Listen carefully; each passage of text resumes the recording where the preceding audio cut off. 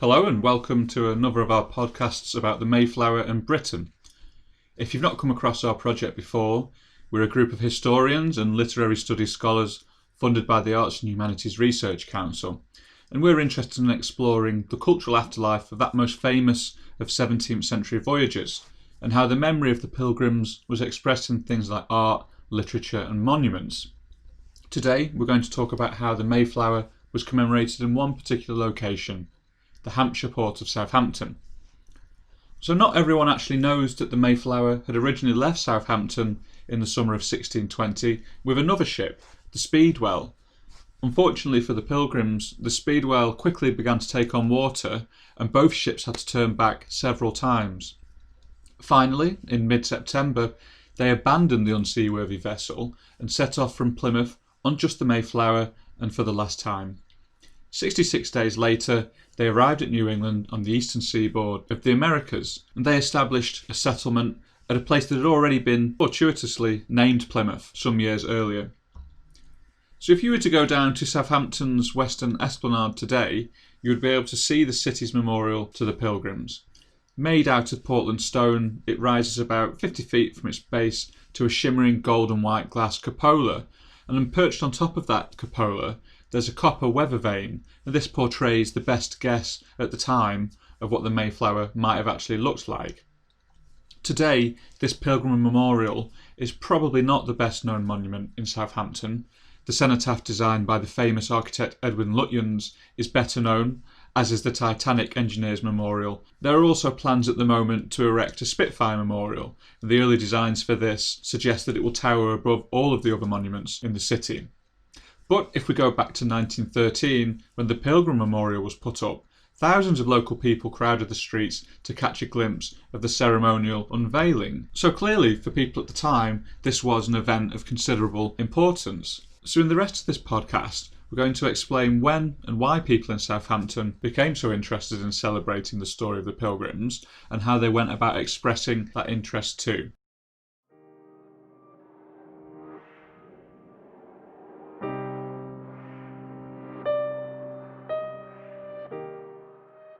To really understand the desire to memorialise the Mayflower, we have to first go back to the late 18th century and the other side of the Atlantic.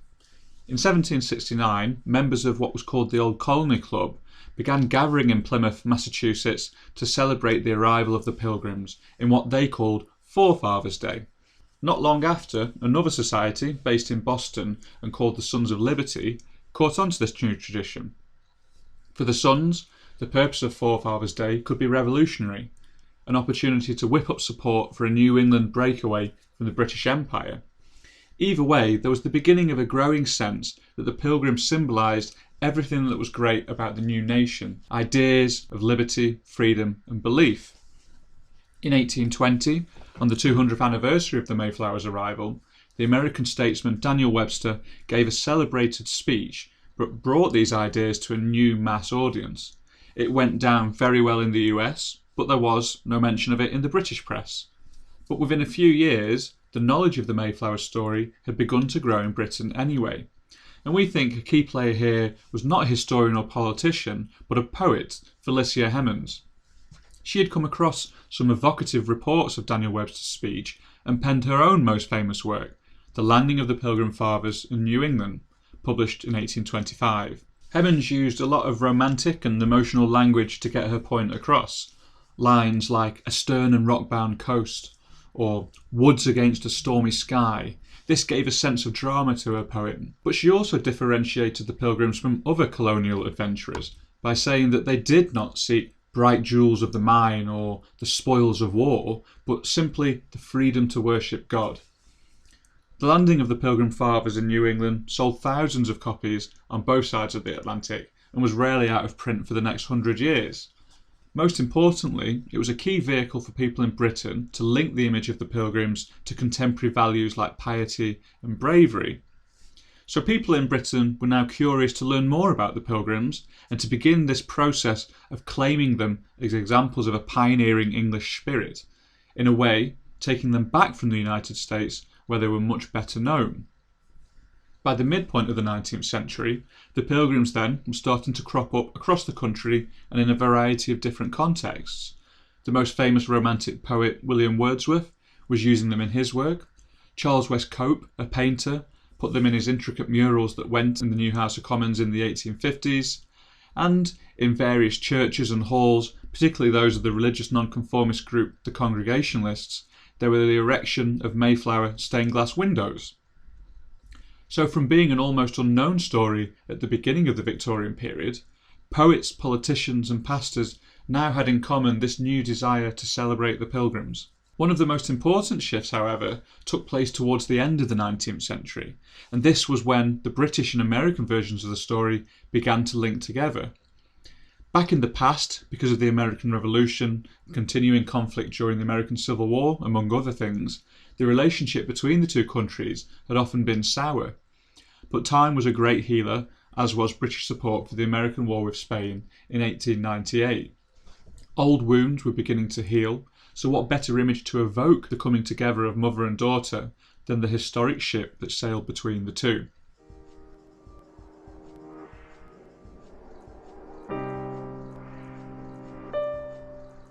Up until this point, Southampton had actually pretty much forgotten that she had played her role in this historical event, and there was barely a mention of the voyage made before the 1870s.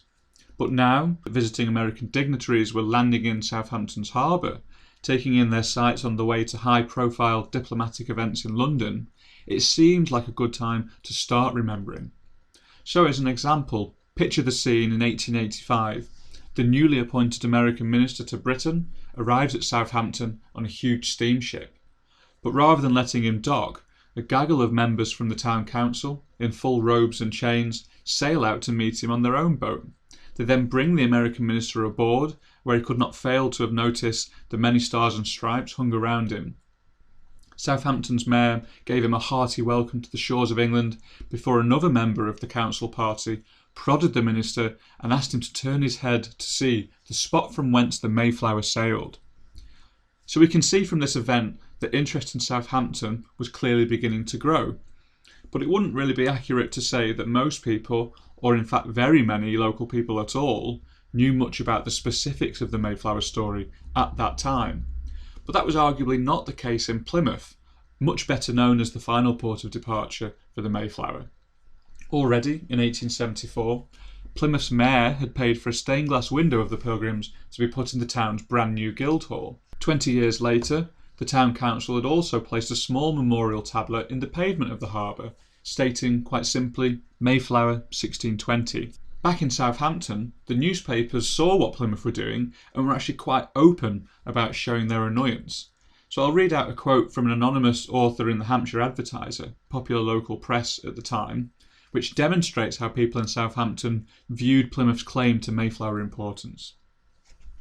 Plymouth, as the Advertiser put it, had commenced agitating their port as far back as the days of the Pilgrim Fathers.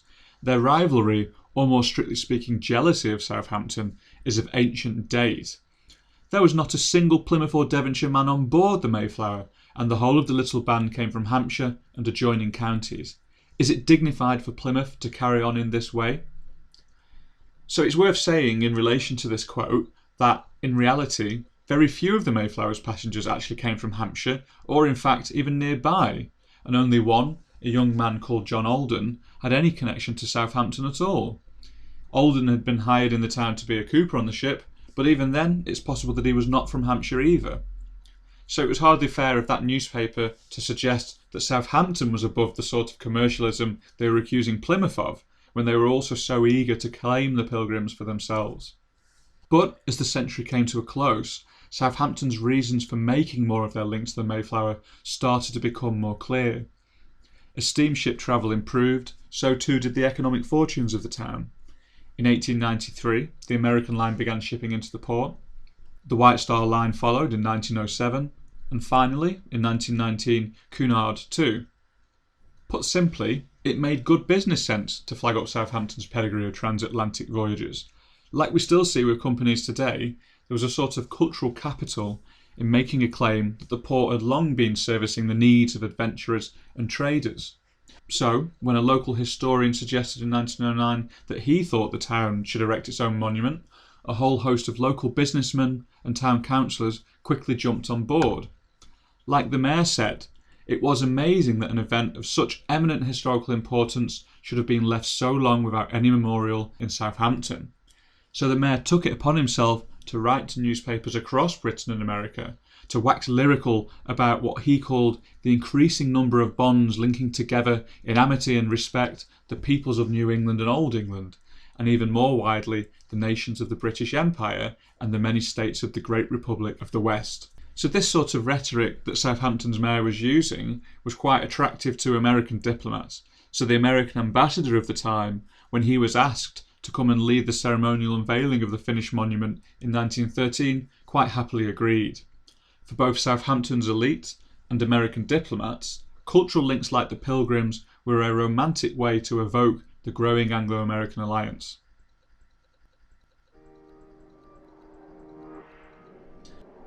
Of course, when the Americans entered the First World War in 1917, the Mayflower was a go-to propaganda symbol.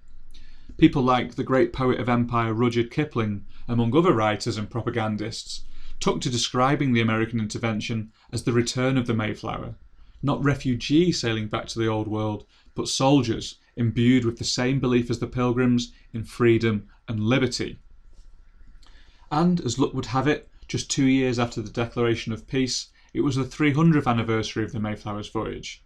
In 1920, in the shadow of the war, this was a great opportunity for places like Southampton to celebrate both their historic and present role in Anglo-American relations. The whole town was heavily decorated in the flags of both countries, and the Star-Spangled Banner and God Save the King rang out.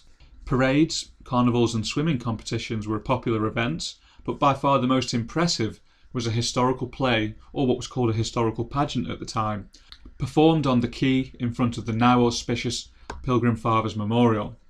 This play was dubbed, quite simply, John Alden's Choice. A mammoth cast of 450 local amateurs took part, and at least 8,000 people saw a performance. This play was symbolic of the enthusiasm for links between Britain and the USA, and the attempt to put Southampton at the heart of a much larger international story. So humorous history, but also the pathos of the present, were entwined in a narrative that covered 300 years of history. The storyline began on the town quay of 1620, with locals watching the Pilgrims preparing to leave the country. John Alden was played as something of a local rebel, and at one point was even locked up in the town stocks. So the choice referred to in the title for Alden was a simple one. Should he stay in his home country, or should he join these pious yet adventurous religious settlers on their journey to the New World? John didn't have to make this decision on his own. A mystical fortune-telling gypsy appeared to offer some help. She showed Alden the unfolding of the American future, the negotiation of peace between Native Americans and the Pilgrims in 1621, the Boston Tea Party in 1773, George Washington's presidency in 1789, and Abraham Lincoln on the eve of his great Gettysburg Address during the American Civil War. John Alden realised that, at this point, if he left for the New World, he would be part of a chain reaction of events that would lead to the breaking away of the American colonies. But when the gypsy then finally delivered a vision of the United States coming to the aid of Britain during the war, Alden swiftly changed his mind. As the pageant programme put it, any Englishman would have made the same choice, not only from pride in the great future of the country to which he was sailing, but also from affection for that country which he was leaving.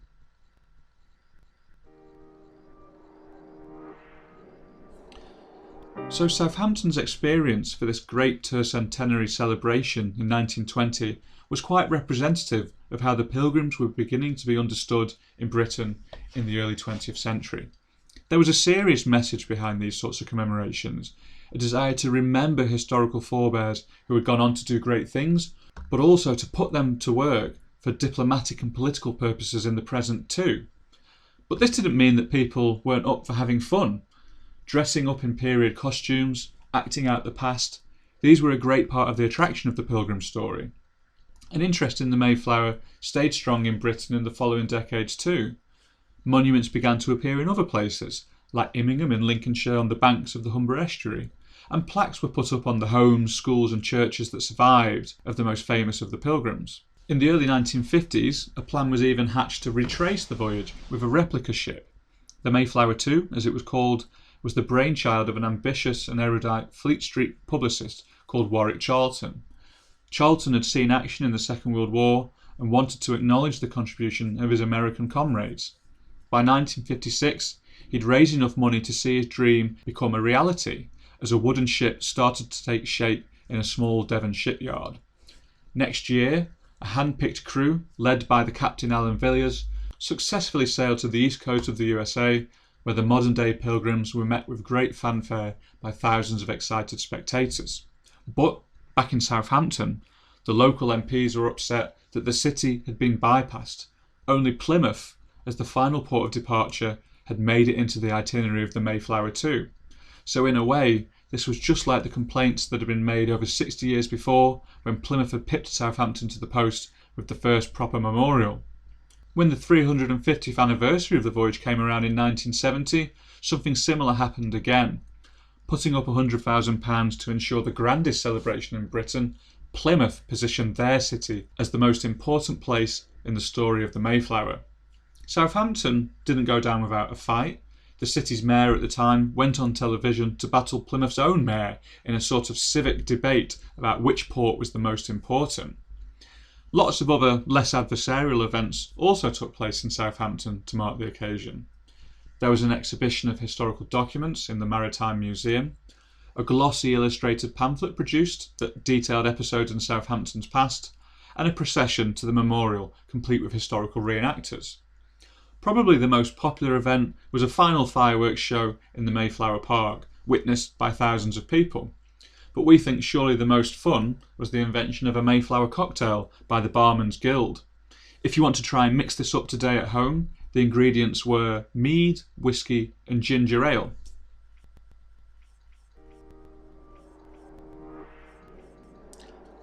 For a time after the 1920 commemoration, it had seemed like Southampton had forgotten the Pilgrims. In the 1930s, the creation of the Western Docks had cut off the memorial from the water, and the growth of car traffic after the Second World War left it sandwiched between the old town walls and a busy road. But if we go from the 1970 commemoration up to the present, we can see how developing ideas of heritage and local belonging had kept the idea and the memory of the Pilgrims alive in the landscape of the city. From Mayflower gyms and roundabouts to the famous Mayflower Theatre, there are many reminders in the landscape today.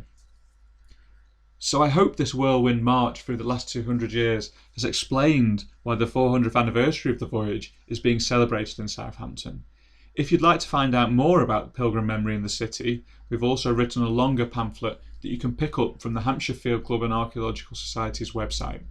There is also more information about our research and the many other commemorative Mayflower events in Britain on our website, which you can find at www.voyagingthroughhistory.exeter.ac.uk.